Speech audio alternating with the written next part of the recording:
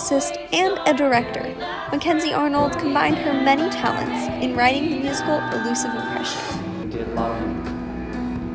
It's a dark comedy for sure. It's definitely like a satire making fun of society, and the whole base of it is that it's in the Renaissance time period, and there's two kingdoms getting married to each other, but nobody wants it to happen. So everything does everything in their own power to make sure that the wedding gets canceled, but because no one's communicating with each other, chaos ensues. Eva, be careful when you're stomping, because I can see you stomping.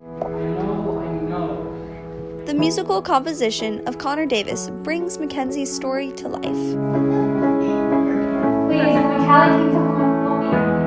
So when I first started this process with Mackenzie, there was no music written yet, so my role was to take the emotional content of the play and add music to it. I know! Okay, I know! I think kind of like taking what I had in my brain and putting it onto a stage and actually using people who had to communicate my message. I was like, I want you to do something like this. And they're like, well, what do you mean? And I'm like, let me show you. We're teaching and performing and rehearsing all of the music. Things became easier to teach and understand, and all the music that we were still writing at the beginning of the year, it made more sense.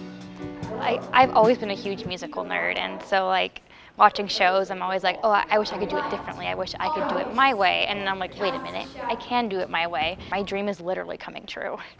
Despite the steep learning curve of producing a student musical, this talented group of actors and musicians has come together to overcome all their obstacles. I see the way he treats you. Is it our fault?